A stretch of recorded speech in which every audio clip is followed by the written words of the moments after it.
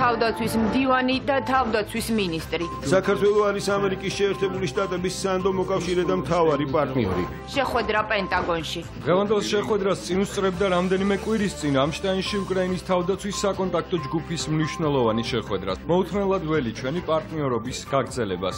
საქართველოს წვლილის და როლის აღიარება. საქართველოსა და ამერიკას შორის სტრატეგიული პარტნიორობა თავდაცვის და უსაფრთხოების სფეროში არის უმაღლეს ნიშნულზე. რა განცხადება გააკეთა ლოიდ ოსტინმა ვაშინგტონში.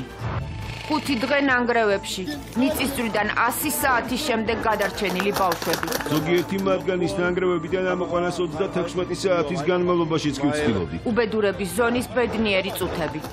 რა მასშტაბის დახმარება მიდის საქართველოდან თურქეთში. საქართველოს პრემიერ-მინისტრმა ხელი მოაწერა განკარგულებას, რომლის საფუძველზეც საქართველოს მთავრობის სარეზერვო ფონდიდან გამოიყო 1 მილიონი ლარი. მეზობელი ქვეყნის მადლობა. ჩემი გულწრფელი მადლობა საქართველოს მთავრობას, ქართველ ხალხს. მოკლე რეპლიკა სკაიპით. პირველი განცხადება. თავშესაფრთხო დამნაშავედ წარდგენილ ბრალდებში. პადრი ესებუა სასამართლოს წინაშე დისტანციურად წარსდგა. ბაზნები, სათვალე საათი და აფხაზური პასპორტი ქართული გვარით. არ ვიცოდი არაფერი. რა მოიღეს ბანკის მძარცველის ჩანთიდან. ეთერშია კურიერი 9 საათზე. ნათია ლაზაშვილთან და დავით კაკულიასთან ერთად. კონუყურებთ კურიერ 9 საათზე დღეს 10 თებერვალია გიყვებით დღის მთავარ თემებს და მოვლენებს საღამომშვიდობისა. საღამომშვიდობისა.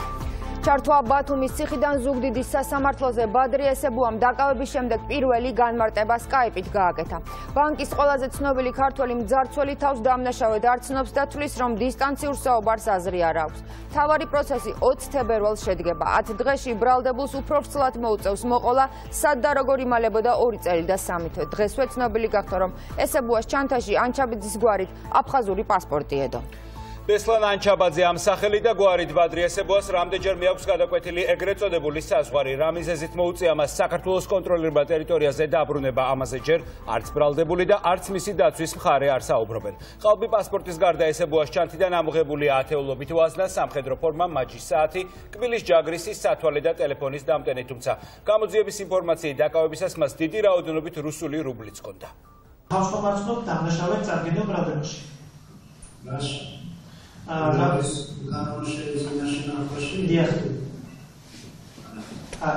ეს სიტყვები საქართველოს ბანკზე თავდამსხმელმა ბადრი ესებუამ სასამართლოს 2 წლიანი ძებნის შემდეგ უთხრა, თუმცა დისტანციურად ბათუმის ციხის საკნიდან და არა იმ საქმეზე, რომელზე პასუხებსაც მისგან ყველა ელის.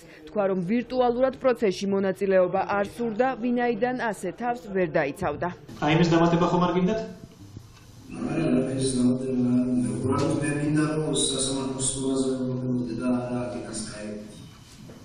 ასაგებია, ჩვენც გქონდა ეს სურვილი.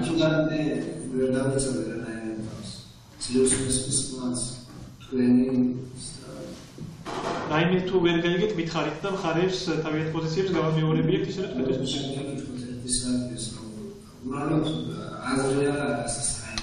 პროკურორის პოზიცია ალბათ გაიგეთ, რომ ისინი ითხოვენ თქვენ მიმართ პატიმრობის შეფარდებას.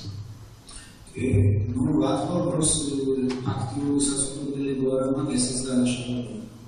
ჩემი საფუძველი ზუგდიდის საქალაქო სასამართლო ბადრი ესებუას მიმართ წარდგენილ ერთ ბრალდზე მსჯელობდა, რომელიც საგამოძიებო უწყებამ ტერორიზმში ბრალდებულს დაკავების შემდეგ წარუდგინა. გამოძიება ამჯერად ესებუას 4 მძიმე დანაშაულთან ერთად კიდევ ერთ ცეცხლსასროლი იარაღისა და საბრძოლო მასალის მართლსაწინააღმდეგო შეძენას შენახვას ედავება. პროკურორი ამ საქმეზე პატიმრობას ითხოვდა, რაც მოსამართლემ არ დააკმაყოფილა და ბანკის ყველაზე ცნობილი ქართველი მძარცველი აღკვეთის ღონისძიების გარეშე დატოვა, თუმცა ესებუამ მთავარი ბრალდების გამო ციხეში რჩება. ჩვენ ვთვლით, რომ ორივე საფრთხე არის სახეზე, როგორც მიმავლის და ასევე ახალი დანაშაულებული კრედიტების ჩადენის საფრთხე. ჩვენი შუამდგომლობა იქნება, რომ ბადრი ესებუას სასროლი იარაღის კანონის შეძენა შენახვის ფარგლზეც ახალი ზონების საფრთხე შეფარდება. ერთხელ შეფარდებული აქვს პირის პატიმრობა და ახალ საქმეზე, რასაც თქვათ ეხლა მას ედავებიან, ასევე გამეორებით უნდა მოხდეს პატიმრობის შეფარდება. ჩვენ მხოლოდ ვითხოვთ აი ამ საქართველოს სასამართლოს გადაწყვეტილების მიმართებით იყოს აბსოლუტურად სწორი გადაწყვეტილება გამოტანილი. ვთვლი, რომ ხელმეორედ პატიმრობის შეფარდების საფუძველი უკვე პატიმრობა შეფარდებული ბრალდებულის მიმართ აღარ არის. ბესლან ანჩაბაძე ამ სახელითა და გვარით ბადრი ესებუას რამდენჯერმე აქვს გადაკვეთილი ეგრეთ წოდებული საზღვარი. ოფიციალური ინფორმაციით ეს ნივთმტკიცებები სამართალდამცავებმა მაშინ იპოვნეს, როდესაც სპეცოპერაცია ჩაატარეს და ის სახლი აჩხრიკეს, სადაც ესებუა იმალებოდა. ჩხრეკის ოქმის მიხედვით დაკავებისას ზებნილ ცეცხლსასროლი იარაღი, საბრძოლო მასალა თვითაღიარებული აფხაზეთის ეგრეთ წოდებული პასპორტი და რუსული რუბლი აღმოაჩნდა. ადვოკატი ამბობს, რომ ესებუა 2 წლისა და 3 თვის განმავლობაში ძირითადად საქართველოს კონტროლირება ტერიტორიაზე იმყოფებოდა, თუმცა მცირე ხნით გადასული იყო აფხაზეთშიც. ეს არის რაღაც სპორტული იარაღი გადაკეთებული კუსტარულად, არის გარკვეული ოდენობის რუსული თანხა, გარკვეული ოდენობის ქართული თანხა, აფხაზური პასპორტი და სხვადასხვა საყოფაცხოვრებო ნივთები. იყო აფხაზეთის ტერიტორიაზე გადასული და გადმოვიდა მერე. რამიზნით გადმოვიდა რამიზნით რა ვიცი ახლა დღევანდელ პროცესს ბადრი ესებუას ორივე მშობელი ესწრებოდა. წარდგენილი ყველა ბრალდება ოჯახისთვის უსაფუძვლოა. ზუსტად 10 დღეში კი ბრალდებულს უფრო ვრცლად მოუწევს სასამართლოსთვის მოყოლა სად და როგორ იმალებოდა 2 წელი და 3 თვე. არ ვიცოდი არაფერი. სახლის, სადაც ბოლო დროის გახმაურებული დანაშაულისთვის ზებნილი პირი იმალებოდა ჯიხაშკარში ჩატარებული მასშტაბური სპეცოპერაციის შემდეგ ასე გამოიყურება. ხელბორკილებით ბადრი ესებუა პოლიციის განყოფილებაში სწორედ აქედან გადაიყვანეს. გავრცელებული ინფორმაციით საქართველოს ბანკზე თავდამსხმელი ნათესავთან იმალებოდა. მთავარი მოწმე ომიანე ჯიქია და მისი მეუღლე პოლიციაში უკვე გამოკითხეს მოწმის სახით. შეიარაღებულმა და შენიღბულმა თავდამსხმელმა ზუგდიდში საქართველოს ბანკის შენობაში მძევლად 43 პირი აიყვანა. მოითხოვა $9 მილიონი და უსაფრთხოების გარანტიაც. დამნაშავის ვინაობა პოლიციამ მალევე დაადგინა. გავრცელდა ინფორმაცია, რომ თავდამსხმელი 33 წლის ბადრი ესებუა იყო. მძევლების გათავისუფლებისთვის სამართალდამცველები მოლაპარაკებებს რამდენიმე საათის განმავლობაში მართავდნენ. მოთხოვნებზე თანხმობის მიღების შემდეგ შეიარაღებულმა პირმა მძევლების უმრავლესობა გაათავისუფლა. შენობა კი 3 მოქალაქეს და პოლიციის მაღალჩინოსანთან ერთად დატოვა. მასთან ერთად მყოფი პირები ავტომობილით სოფელ კირცხში წაიყვანა, შემდეგ კი ადგილიდან მიიმალა. ბადრი ესებუას ბრალი ოფიციალურად 2020 წლის 27 ნოემბერს დაუსწრებლად წარედგინა. თუ სასამართლო ყველა წარდგენილ ბრალში ესებუას დამნაშავე ცნობს, მას 10-დან 15 წლამდე პატიმრობა ემუქრება. დღესვე სასამართლომ დამნაშავეცნო ძმები კაკულები, თუმცა არა ყველა წარდგენილ მუხლში მოსამართლე შარაძემ გუგა და დავით კაკულეებს ჯგუფურად მკვლელობის მცდელობა სხეულის განზრახ მსუბუქად დაზიანებით შეუცვალა. ამის მიუხედავად ორივე ძმას 9 წლით თავისუფლების აღკვეთა აქვს მისჯილი გადაწყვეტილებას ორივე მხარე ასაჩივრებს. ძმებ კაკულეებს ბრალი 3 მუხლით აქვს წარდგენილი, თუმცა ადვოკატები ძმების 3-ვეში გამართლებას ითხოვდნენ. პროკურატურა კი ითხოვდა მაქსიმალურ სასჯელს, რაც 13-დან 17 წლამდე თავისუფლების აღკვეთას ითვალისწინებს. საქმე ეხება არაყიშვილის ქუჩაზე მომხდარ დაჭრის ფაქტს, საზღვრის უკანონო კვეთას და ჩხრეკისას აღმოჩენილ ცეცხლსასროლ იარაღს. მოსკოვში წლების წინ მოკლული ქართველი კანონიერი ქურდის დავით კაკულიას შვილები სხვა გახმაურებულ საქმეებშიც ფიგურირებენ. ნათია მღებრიშვილი ესწრებოდა კაკულების სასამართლოს და ახლა პირდაპირ ეთერში ისაუბრეს, ისარგებლეს თუ არა დღევანდელ პროცესზე საბოლოო სიტყვის უფლებით ბრალდებულებმა და რა მიზეზით შეუსრულთათ მათ მძიმე მუხლი. ჯგუფურად განზრახ მკვლელობის მცდელობის მუხლის გადაკვალიფიცირება მოსამართლემ განაჩენის წაკითხვის შემდეგ განმარტა. ზვიად შარაძემ თქვა, რომ საქმეში მათი ბრალეულობის დამამტკიცებელი მტკიცებულებები ჯერჯერობით არ არსებობდა. რაც შეეხება ბრალდებულების პოზიციას, მათ დღეს არაფერი უთქვამთ. მთელი ამ 9 თვის განმავლობაში ისინი დუმილის უფლებით სარგებლობდნენ, მხოლოდ ერთ პროცესზე დაარღვიეს მათ ეს დუმილი, მაშინ როდესაც ბრალდების მხარე დასკვნით სიტყვას ამბობდა. ბრალდებულმა კაკულიებმა განაცხადეს, რომ არაყიშვილის ქუჩაზე მომხდარი სისხლიანი გარჩევის საქმესთან დაკავშირებით მათ კავშირი არ აქვს და ისინი არიან უდანაშაულოები. დავით და გურამ კაკულიებმა მოსამართლის განაჩენი მოისმინეს და დარბაზი ისე დატოვეს, არაფერი უთქვამთ. 9 თვიანი სასამართლო განხილვების შემდეგ ძმებ კაკულიებს 9 წლით პატიმრობა მიესაჯათ. გადაწყვეტილება ზვიად შარაძემ 1 საათიანი თათბირის შემდეგ გამოაცხადა. დავით კაკულიას სასჯელის სახედაზომად განესაზღვროს 9 წლით თავისუფლების აღკვეთა. გურამ კაკულია ცნობილი იქნეს დამნაშავედ საქართველოს ისრის სამართლის კოდექსის 119 მუხლის მესამე ნაწილი 59 მუხლის საფუძველზე უფრო მხარს მოსაჯელოს თანხმობის ნაკლებად კაცის სასჯელები და საბოლოოდ განესაზღვროს 9 წელი თავისუფლების აღკვეთა. გამოცხადებული განაჩენით დავით და გურამ კაკულიების მიმართ წარდგენილი ბრალი სერგი ქურთიაშვილის ჯგუფურად განზრახ მკვლელობის მცდელობა სხეულის განზრახ მსუბუქად დაზიანების მუხლით გადაკვალიფიცირდა. ძმები დამნაშავედ ცნო სასამართლომ იარაღის უკანონოდ ტარების და საზღვრის უკანონოდ კვეთის საქმეზე. მოსამართლემ მიღებული გადაწყვეტილება დაასაბუთა. დამდგარი შედეგით მიიღო სასამართლომ გადაწყვეტილება იმ 14 ჩვენებებით ვიდეოკლიპის გამოკვლევით, 11-ის დასკვნებით ვერიქა დადასტურებული ასე ვთქვათ კვლევების განზრახვა მოცემულ სისხლის სამართლის საქმეზე. განაჩენს ხტომათა დარბაზში ისმენდნენ დავით და გურამ კაკულიების ოჯახის წევრებიც, თუმცა მათ საქალაქო სასამართლო ისე დატოვეს მიღებულ გადაწყვეტილებაზე არაფერი უთქვამთ. საქალაქო სასამართლოს გადაწყვეტილებას კანონით დადგენილ ვადაში დაცვის მხარე მეორე ინსტანციაში გაასაჩივრებს.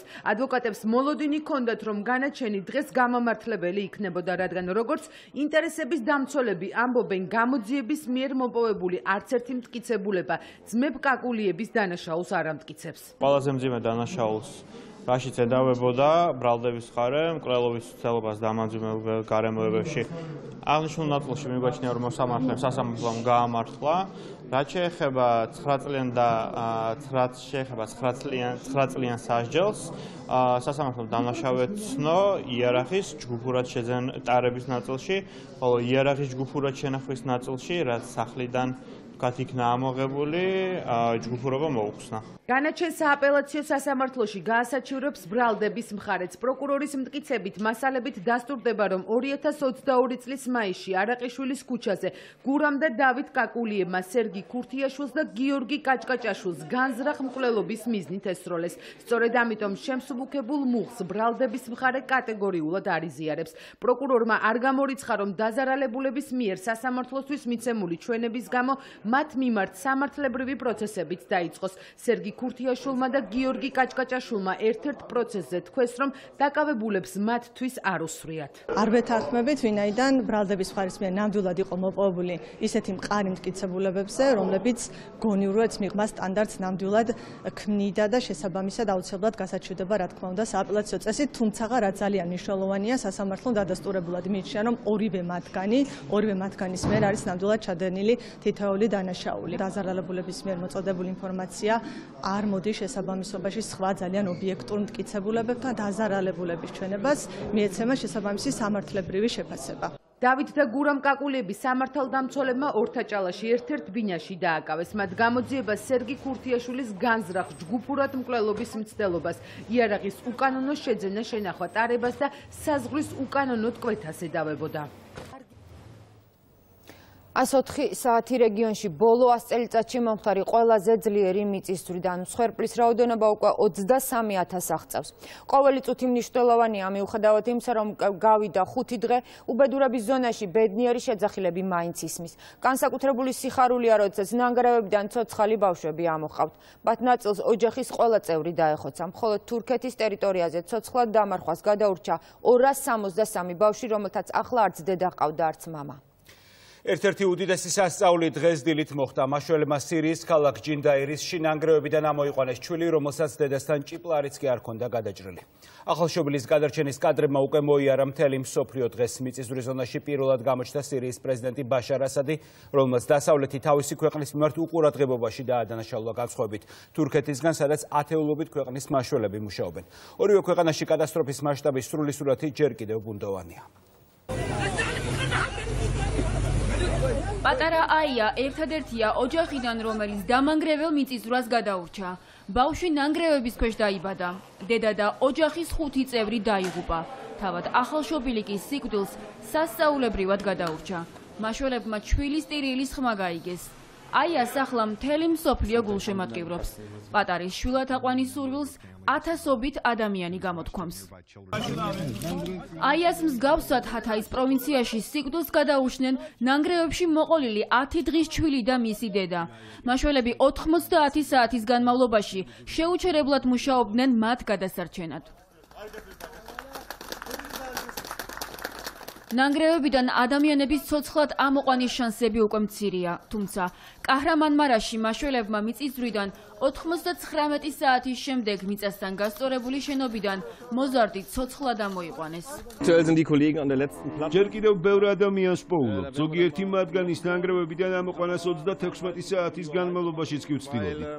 კატასტროფის მასშტაბებიდან გამომდინარე, პრეზიდენტი ერდოღანი სტიქიის ზონაში რჩება. შეუძლებელია იმ მწუხარების სიტყვებით გადმოცემა, რაც ჩვენს თავს ხდება. უბრალოდ სიტყვების საკმარისი არ არის. სამწუხაროდ მსხვერპლი იზრდება. თურქეთის მთავრობის რეაგირება მასშტაბურ მიწისძვრაზე ისე სწრაფად არ ხდება, როგორც გსურდა. სტიქიის შედეგად გარდაცვლილთა რიცხვი მუდმივად იზრდება. დაღუპულებს შორის საქართველოს 4 მოქალაქეა. ერთს კი ამ დრომდე ეძებენ. საქართველოს მოქალაქეს ხედარი ნაპოვნი იქნა ერთ-ერთ ქალაქში. ჩვენ დაუკავშირდით უკვე ოჯახს, ოჯახმა ვიცი სამის შესახებ და უკვე კონსული ჩართულია გადასვენების პროცესის მოგვარებით. ზოგადად სურათი უცვლელია, ჩვენ გვაქვს რამდენიმე ესეთი მძიმე ლოკაცია.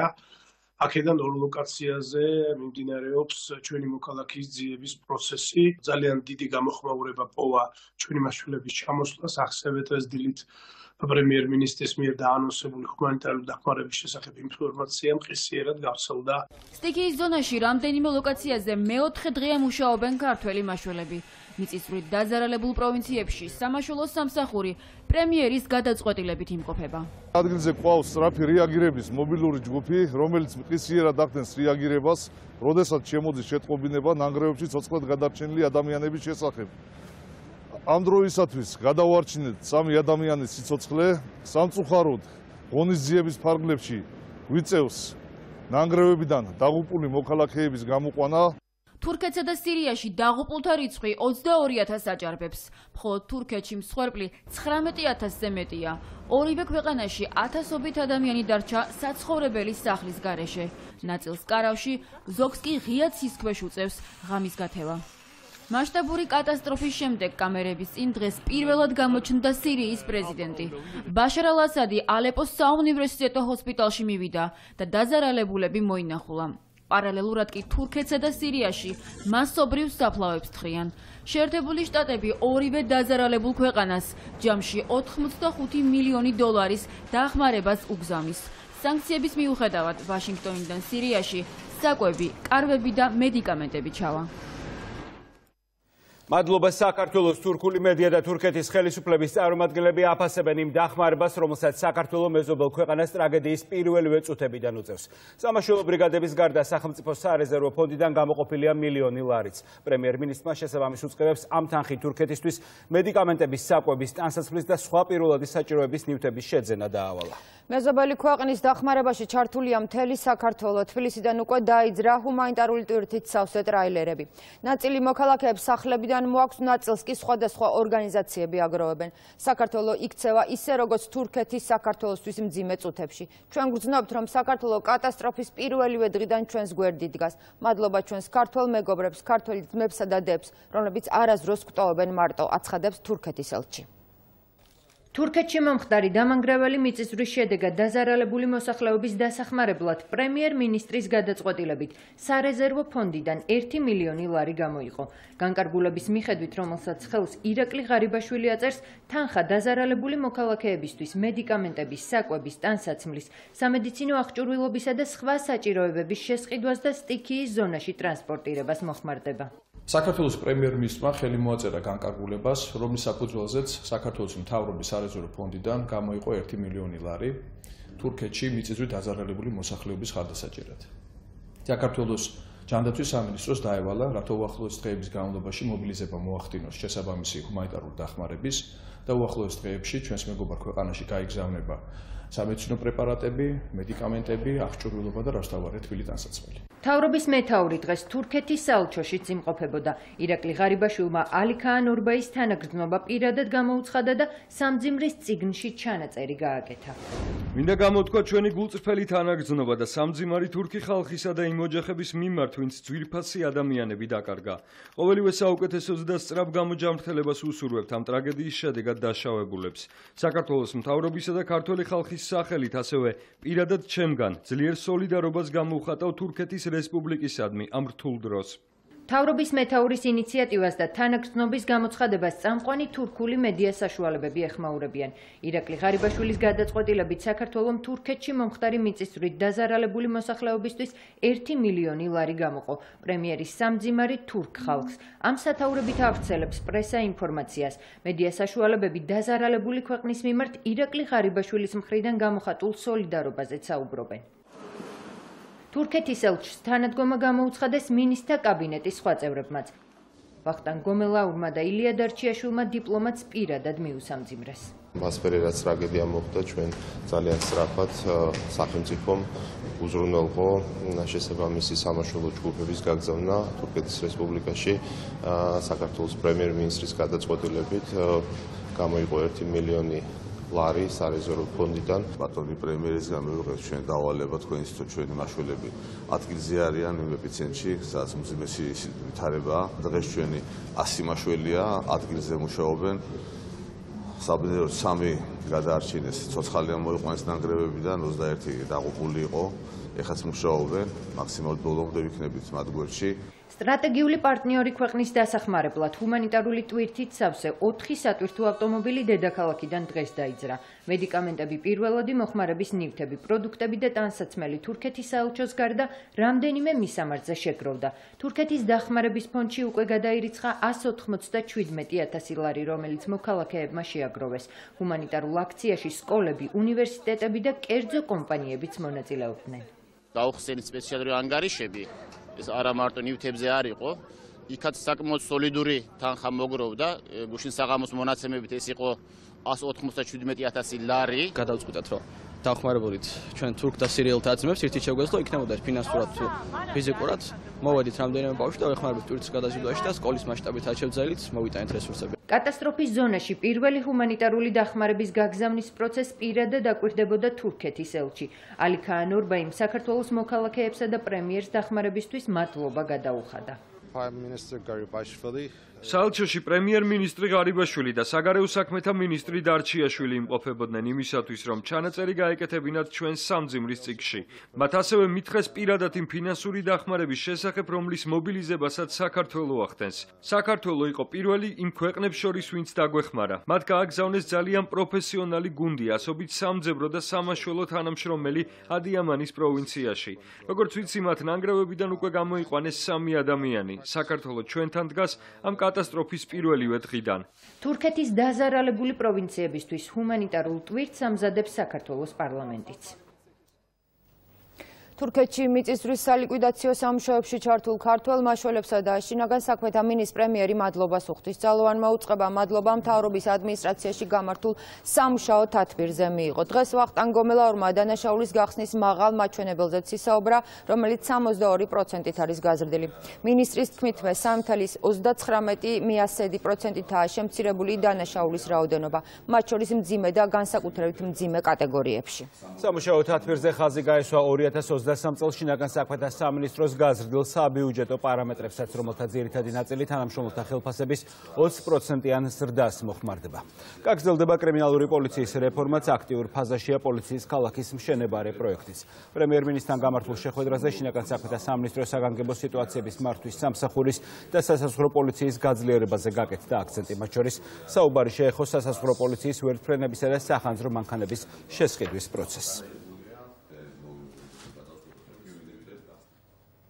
რისკები შეფასებულია, გადახდის გრაფიკი დამტკიცებული, საქართველო ამერიკული იარაღს მარტივად მოითხოვს და შეიძენს. თავდაცვის მდივნის და თავდაცვის მინისტრის შეხვედრა პენტაგონში შედგა. ვაშინგტონი თბილისის სამხედრო და პოლიტიკურ მხარდაჭერას უცხადებს და აფასებს იმ წვლილს, რომელიც საქართველომ გლობალურ უსაფრთხოებაში შეიტანა. საქართველო იყო ერთსულ მოსახლეზე ყველაზე დიდი კონტრიბუტორი საერთაშორისო მისიებში. ქართველი სამხედროები შეერთებული შტატებისა და ნატოს ძალებთან ერთად თავს წირავდნენ კოსოვოში, ერაყსა და ავღანეთში, აცხადებს ლოიდ ოსტინი და პირობასდებს, რომ პარტნიორობა კიდევ უფრო გაღრმავდება. პირველი შედეგის სახეზეა პენტაგონი უკრაინის ომის წლისთავზე თბილისისთვის სამხედრო დახმარებას ზრდის. ამერიკის შეერთებული შტატების თავდაცვის უწყება საქართველოს უსაფრთხოებას დამატებით 33 მილიონი დოლარით გააძლიერებს. დღესვე ლოიდ ოსტინმა განაცხადა, რომ ვაშინგტონი ღრმად აფასებს საქართველოს უზარმაზარ გავლენას სამხრეთ კავკასიისა და მსოფლიოს უსაფრთხოების სფეროში.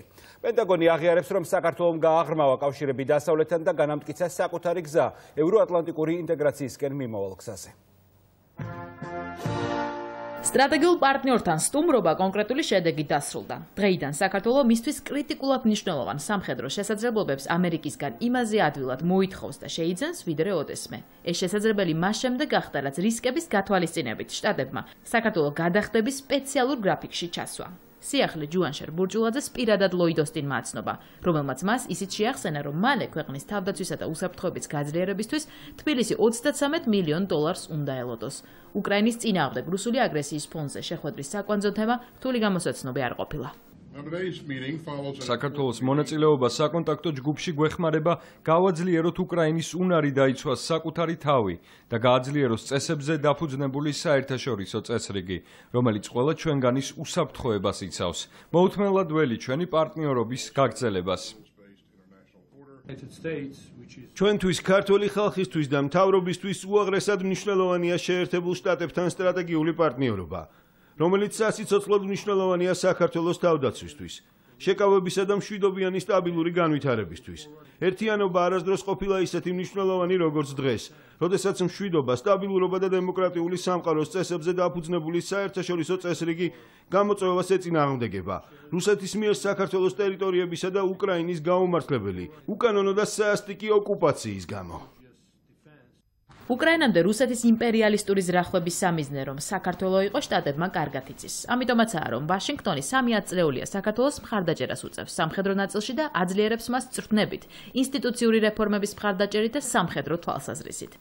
ამის ნათელი მაგალითი 2018 წელი და ამერიკისგან მიღებული ჯაველინები იყო, რაც თავის დროზე გარღვევად შეფასდა. ბოლო გადაწყვეტილებით კი პენტაგონს იმის ხაზგასმა სურდა, თუ რამდენად ღირებულია ორმხრივი ურთიერთობა ქართველ პარტნიორებთან. ამას თავდაცვის მდივანი ამბობს. თბილისმა ეს მიიღო როგორც პოლიტიკური სიგნალი. გზავნილები კიდევ ერთხელ ადასტურებს, რომ საქართველოსა და ამერიკას შორის სტრატეგიული პარტნიორობა თავდაცვის და უსაფრთხოების სფეროში არის უმაღლეს ნიშნულზე. საქართველომ გააღრმავა კავშირები დასავლეთთან და მხარი დაუჭირა ევროატლანტიკურ ინტეგრაციას. მან შეიტანა ხელშესახები წვლილი გლობალურ უსაფრთხოებაში. იმსახურა და გაიღო მსხვერპლი ერთობლივ მისიებში. ღრმად ვაფასებთ მის უზარმაზარ გავლენას სამხრეთ კავკასიის უსაფრთხოებასა და სტაბილურობაში. ჩვენი პარტნიორობა გააღრმავდება. ამ შინაარსის გზავნილები ლოიდ ოსტინისგან თავდაცვის საპარლამენტო კომიტეტისთვის აღიარებას ნიშნავს. აქცენტს სიახლეებზე აკეთებენ. ჩვენი ქვეყანა უფრო გამარტივებულად, უფრო მარტივად, უფრო მოქნილად, უფრო მოკლე დროში შეძლებს იმ აღჭურვილობის და შეიარაღების მიღებას, რაც ჩვენ დაგვჭირდება ჩვენი თავდაცვითი მიზნებისთვის და ამოცანებისთვის. პოზიტიურმა გზავნილებმა პენტაგონიდან გაახარა ოპოზიციაც, თუმცა აქ კონტექსტს განსხვავებულად კითხულობენ და კითხვები აქვთ, თუ რაში მდგომარეობს მმართველი გუნდის საგარეო პოლიტიკური ფორმულა, რომელიც სტრატეგიულ პარტნიორთან მიმართებაში წინააღმდეგობრივად გამოიყურება. რა უნდა ქართულ ოცნებას, რომლის თავდაცვის მინისტრი ჩადის ვაშინგტონში, ხელს აწერს თანამშრომლობას ამერიკის შეერთებულ შტატებთან და იღებს 35 მილიონიან დახმარებას თავდაცვის უნარის გაძლიერებისთვის და მეორეს მხრივ მისივე პარტიის და მისივე ხელისუფლების წარმომადგენლები მუდმივ რეჟიმში თავს ესხმიან ამერიკის შეერთებულ შტატებს. მიუხედავად ამ ანტიდასავლური პროპაგანდისა, შეერთებულ შტატები ხელს არ გვიშვებს და აგრძელებს ჩვენი თავდაცვის გაძლიერებას, როგორც სამხედრო დახმარებით, რაც 13 მილიონია, ასევე მორგებული გადახდის გრაფიკით. უმნიშვნელოვანესი არის ასევე ის, რომ საქართველოს გამოიყენოს ადეკვატურად ეს დახმარება. საერთოდ ვინმე ვიცოდით ამ ვიზიტის შესახებ? საქართველოში არავინ არ ვიცოდით. რატო? იმიტომ რომ არ ყოფილიყო დისკუსია იმაზე, თუ რა საკითხები უნდა დააყენოს ქართულმა მხარემ ამ შეხვედრებს. არც ერთ მის განცხადებაში არ გვინახავს, რომ რაიმე დააყენა დამატებით. ხალხის ძალის წარმომადგენლები, რომლებიც სტრატეგიული პარტნიორის კრიტიკით გამოირჩევიან, ვაშინგტონის დღევანდელ გაცხადებას იწონებენ განსხვავებით წინა შემთხვევებისგან. რაც შეეხება მმართველ გუნდს, აქ ამერიკის შეერთებულ შტატებთან თანამშრომლობაში ხელშესახებ მიღწევებზე საუბრობენ და აღნიშნავენ, რომ ოპონენტების კრიტიკის საუკეთესო პასუხი თავად ოსტინის პოზიტიური შეფასებებია. ის ობიექტურად აღნიშნავს, რომ საქართველოს გააღრმავა კავშირები დასავლეთთან. საქართველოს განამტკიცა გზა ევროინტეგრაციისკენ. ეს არის სწორედ პროამერიკული პროქართული განცხადება, მაგრამ როდესაც ამის პარალელურად მანამდე არსებული განცხადებები არის საწინააღმდეგოდ გაკეთებული, რომ თითქოს საქართველოში დემოკრატია უკუღმა მიდის, საზოგადოება ამას ორივეს უსმენს, ხედავს და ამბობს, რომ ეს ორივე ერთად არ შეიძლება არსებობდეს. ეს განცხადება სიტყვით ნიშნავს, რომ ჩვენი მთავარი სტრატეგიული პარტნიორი ამერიკის შეერთებული შტატები ამბობს, რომ საქართველო არის საიმედო მოკავშირე და საქართველოსთან თანამშრომლობაში ამერიკას აქვს პროგრესი. სასურველი იქნებოდა, რომ დილით როცა ცრუბრალდებებს ამბობენ ჩვენი ოპონენტები, შემდეგ ასეთი დონის ტრიბუნებიდან არის ამაზე პირდაპირ თანხმედრი პასუხები, საღამოს ეს ადამიანები უნდა მოდიოდნენ და საზოგადოებას უნდა სცემდნენ პასუხებს, თუ რატომ იცრუეს. შტატებსა და საქართველოს შორის სამხედრო ურთიერთობებში სიახლეები 2021 წელსაც შევიდგოთ, როდესაც თბილისში ვიზიტით მყოფმა ლოიდ ოსტინმა ჯუანშერ ბურჯულაძესთან ერთად ხელი მოეწერა თავდაცვისა და შეკავების მიმართულებით მემორანდუმს. შტატები თავდაცვისა და უსაფრთხოების საკითხს ორმხრივი თანამშრომლობის ქვაკუთხედად მიიჩნევს.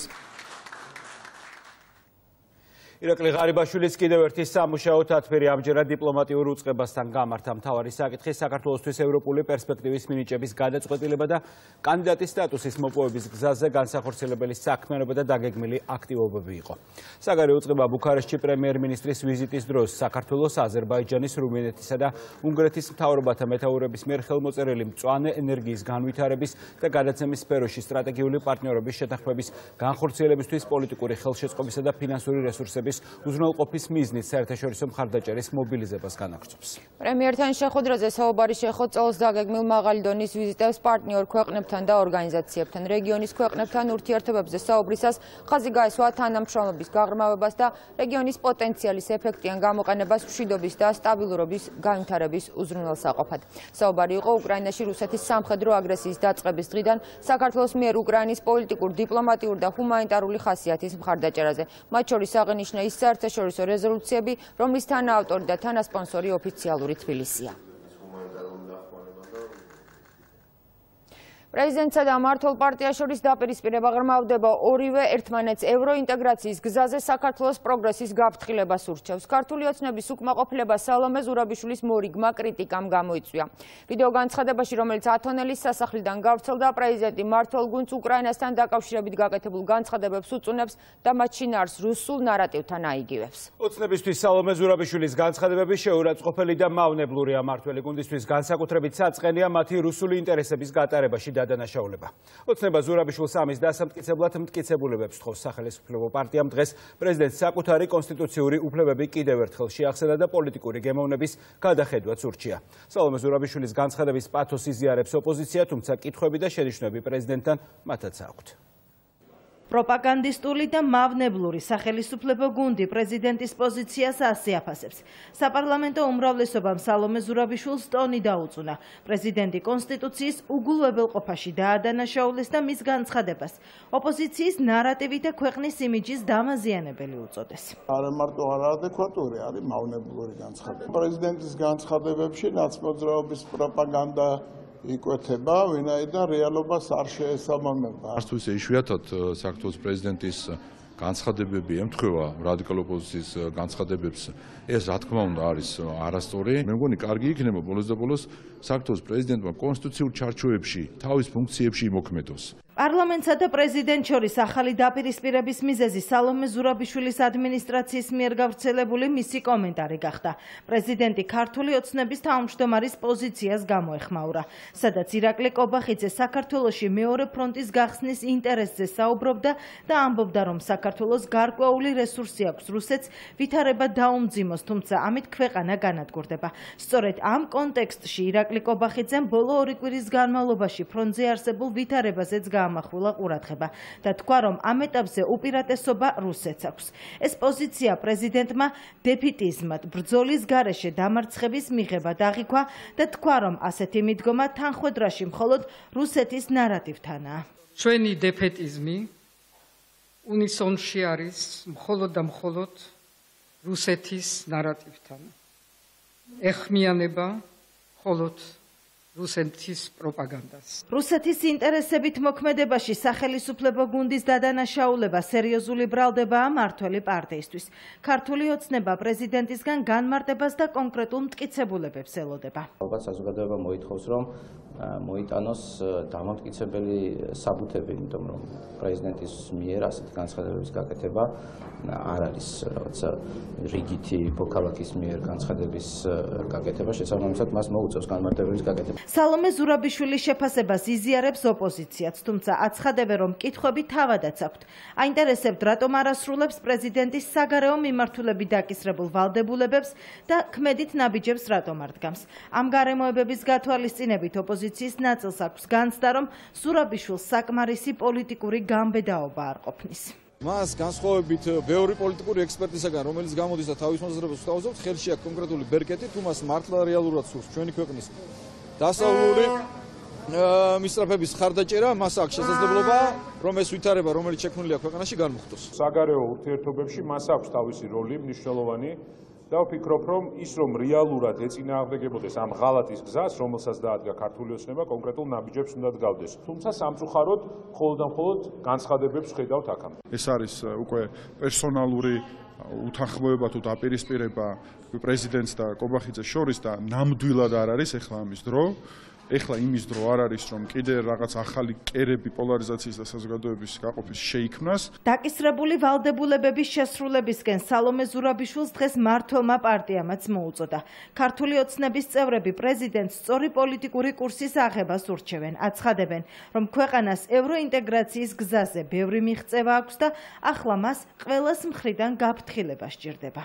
ქალბატონი სალომე ან საინფორმაციო ვაკუუმშია, ან ანალიზის უნარი არ აქვს ობიექტურად გააკეთოს, ვინ აკეთებს ჩვენს ქვეყანაში რუსულ საქმეს, ან მგონია რომ უბრალოდ გადაიღალა. მე მას უსურვებდი, რომ კიდევ ერთხელ გვერდში დაუდგეს მართულ პარტიას, ჩვენ ევროინტეგრაციის გზაზე ძალიან წინ ვარ წაწეული. საპირისპირო მხარეს, როდესაც ასეთი ბრალდებების წამოყენება ხდება, უნდა იყოს თუნდაც ერთი მცირე შედეგი მაინც, რომელიც ადასტურებს საწინააღმდეგოს დაუსაბუთებელი ბრალდებები, მით უმეტეს ისეთ საკითხებზე, სადაც წითელი ხაზები გადის ჩვენი ქვეყნისთვის და ჩვენი პოლიტიკური გუნდისთვის, რასაკვირველია, მიუღებელია. მართველი გუნდის შეფასებებს სალომე ზურაბიშვილი აღარ გამოხმაურებია. პრეზიდენტი დღეს მედიასთან ათონელის რეზიდენციაში გამართულ ერთ-ერთ ღონისძიებაზე გამოჩნდა, თუმცა კომენტარი კამერების წინ აღარ გაუკეთებია. თავმჯდომარეობის მიათე დღესაც კი ლევან ხაბაიშვილმა ერთიან ნაციონალურ მოძრაობაში ერთიანობას ვერ მიაღწია. მის მიერ დაანონსებულ რეგიონულ აქციებზე ნიკამელიას გუნდი ისევ არ დადის. ისინი მხოლოდ პროტესტის იდეას იზიარებენ. ოპოზიციური პარტიის აქციების გეოგრაფია კი ისეთივე მცირეა, როგორც პროტესტზე გამოჩენილი მათი მომხრეების რაოდენობა. საგარეჯო სამტრედია მარტვილი და ქობულეთის სააკაშვილის გასათავისუფლებლად დაანონსებული აქციები ერთ საათში დაიშალა. ნიკამელიას ფრთა, რომლის ვეტერან წევრებს არც ასრს ეკითხებიან და არც გეგმებს უთანხმებენ, ხაბეიშვილის სტარტით უკმაყოფილოა. ნაციონალური მოძრაობის ნაწილი ამბობს, რომ ახალი თავმჯდომარისგან მეტის მოლოდინი ჰქონდათ. ოპოზიციურ პარტიაში არსებულმა ოპოზიციამ დღეს ეს ფრაზაც გააჟღერა: აქციები აქციებისთვის. გუნდის შიგნით არსებული პრეტენზიების მიუხედავად, ხაბეიშვილი ისევ მასშტაბურ აქციებზე საუბრობს, თუმცა პარტიაში მის გარდა არავინ იცის, როდის და სად გაიმართება ასეთი აქცია. პერმანენტული აქციები, რომელსაც ნაციონალური მოძრაობა დედაქალაქსა და სხვა რეგიონებში მართავს პარტიაში, ახალი დაპირისპირების მიზეზია. მოქმედი თავმჯდომარის გუნდისთვის პროტესტის ეს ფორმა მიხეილ სააკაშვილის საპატიმროდან დახსნის ერთ-ერთი მთავარი გასაღებია, თუმცა პარტიის ყოფილი მენეჯმენტი ასე არ ფიქრობს. ნიკამელიას გუნდს, რომელსაც არჩევნების შემდეგ პარტიულ გადაწყვეტილებებსა და გეგმებზე აზრს აღარ ეკითხებიან, მიაჩნია, რომ აქციებს რეალური შედეგი არ ექნება და უფრო აქტიური მობილიზებაა საჭირო. დღევანდელი აქციები პირადად ჩემი გადმოსახედიდან უფრო აქციისთვის არის ვიდრე აქცია შედეგისთვის. ჩვენ ახალი თავმჯდომარე დაგვპირდა, რომ უნდა იყოს მრავალრიცხოვანი მასშტაბური აქცია, თუ საჭირო იქნება ფიზიკურად დაიხსნას მიხეილ სააკაშვილი და ამის მოლოდინი უფრო მეტად მაქვს ვიდრე მიმდინარე აქციების. არ გვაინტერესებს გულწრფელად გეუბნებით. რას ფიქრობს ყოფილი თავმჯდომარე და მისი ფლანგი პარტიის ახალ ხელმძღვანელს არ აინტერესებს. ლევან ხაბეიშვილი უკვე რამდენიმე დღეა წინამორბედის მხარდამჭერების ბრალდებებს აღარ პასუხობს. მისი თანამოაზრეები კი დარწმუნებულები არიან, რომ აქციების შედეგიც ექნება და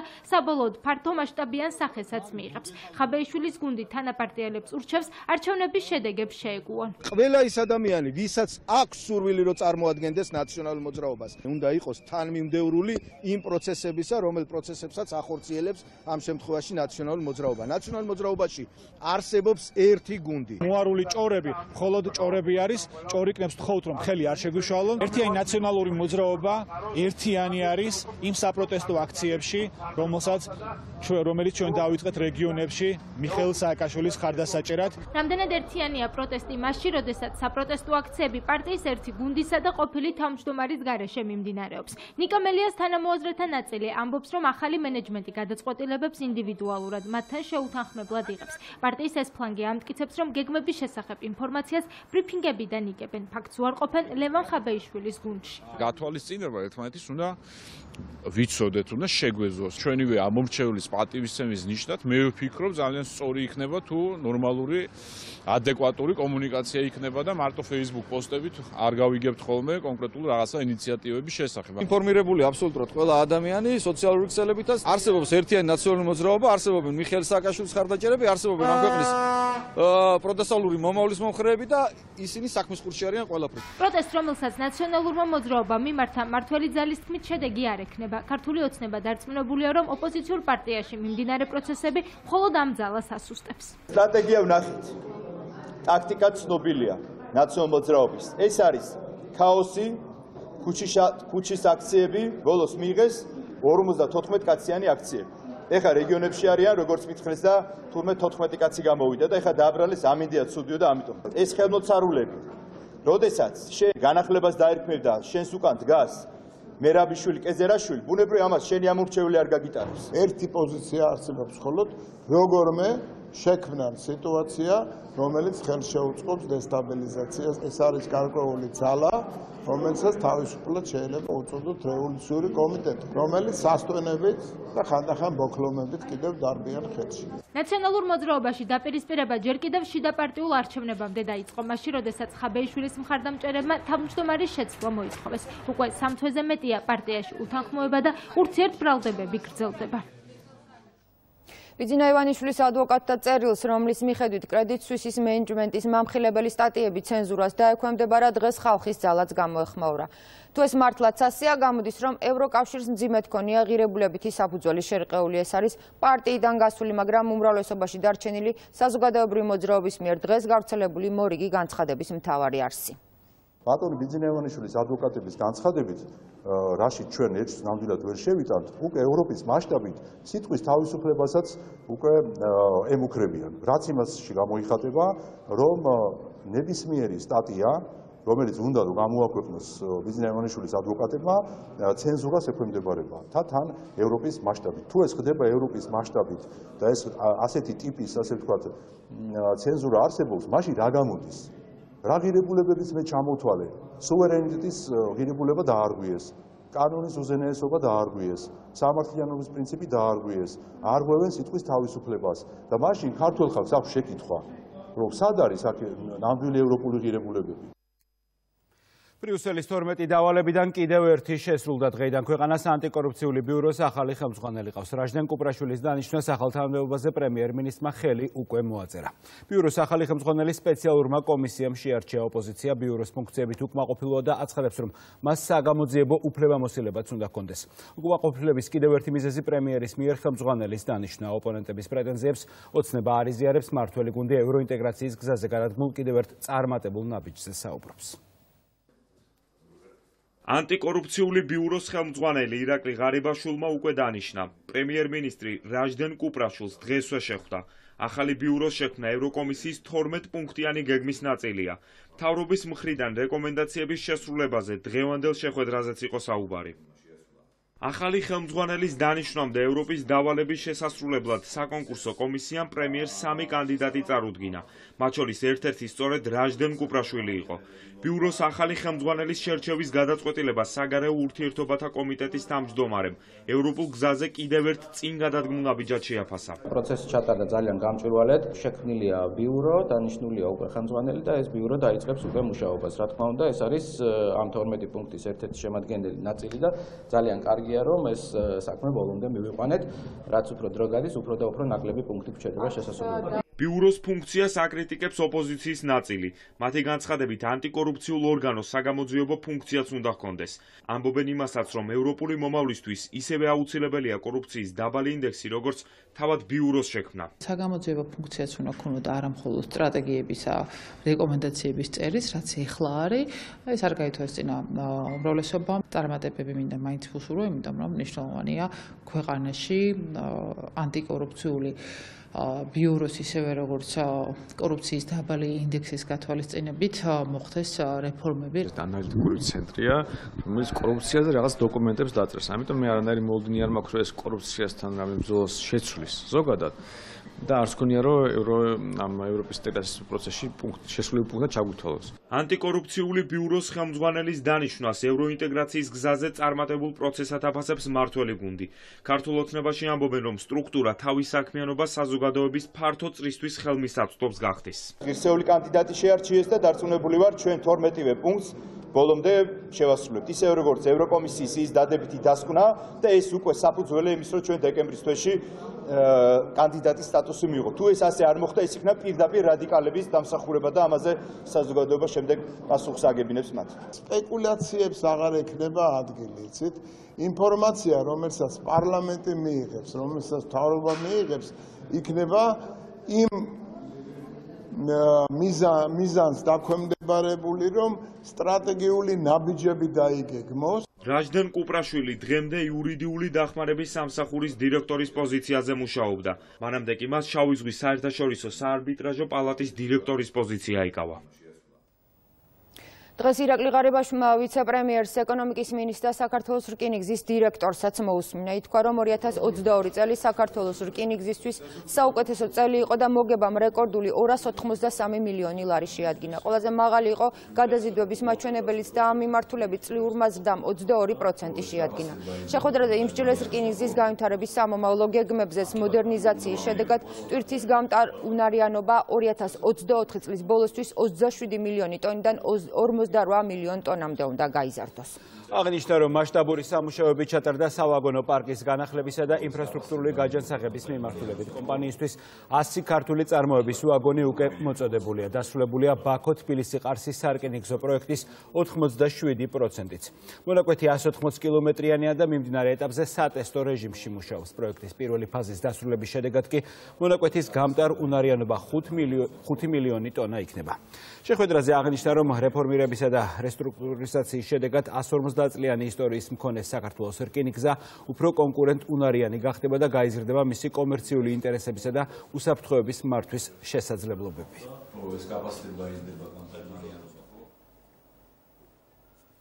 რუსთავი ორი ხვალიდან მაყურებელს კიდევ ერთ გასართობ და აზარტულ გადაცემას შესთავაზებს. გამომწვევი თამაშები სწორედ ასე ქვია გადაცემას, რომელშიც ორი სტუმარი ერთმანეთს სხვადასხვა გამოწვევაში შეეჯიბრება. მხირავულთან ერთად გადაცემა ბევრი მონაწილისთვის მოულოდნელი, ხშირ შემთხვევაში კი საშიში სიურპრიზებითაც იქნება გამორჩეული. გასართობ გადაცემას რუსთავი ორის მაყურებლისთვის კარგად ნაცნობი ტელესახეები ზურა გორგაძე და თაკო ჩორგოლაშვილი წაიყვანენ. გადაცემის ავტორები დარწმუნებულები არიან, რომ არხის ახალი პროექტის სხვა გასართობი შოუების მსგავსად წარმატებული და პოპულარული გახდება. გამომწვევი თამაშები ყოველ შაბათს 10:30-ზე დაიწყება. 3, 2, 1, წავიდა.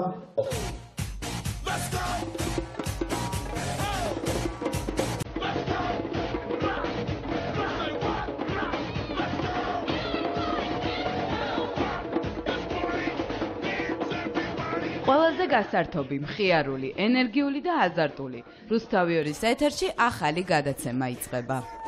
გადაცემა გამომწვევი თამაშებია. გადაცემის სახელიდან თუ ვიმსჯელებთ, ის პროექტია, სადაც მაყურებელი არასდროს მოიწყენს. მრავალფეროვანი თამაშები ყველა ასაკის ადამიანისთვის, სხვადასხვა შოუს ელემენტები და მხიარული წამყვანები.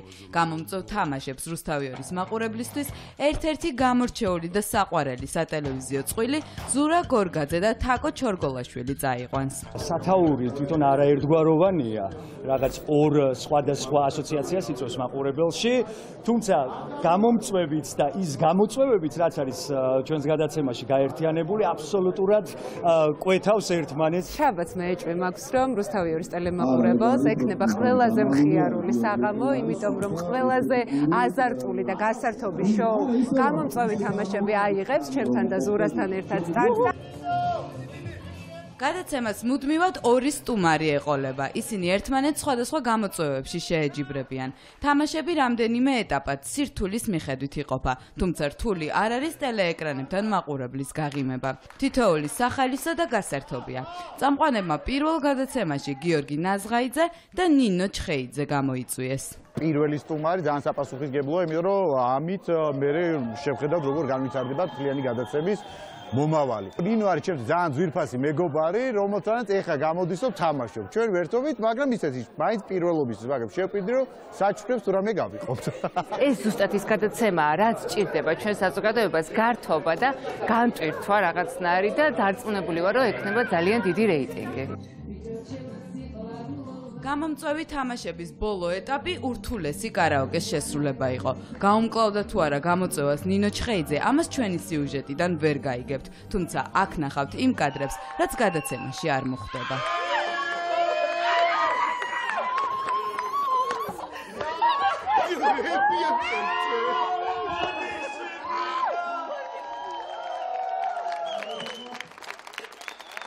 ჩაწერას აუდიტორიაც ესწრება. პირველ გადაცემას თვალს პრაიმ ჰაუსელებიც ადევნებდნენ. მონაწილეებმა პროექტს ზუსტად ისეთი რეიტინგი და წარმატება უსურვეს, როგორიც მათ რუსთავი ორმა მოუტანა.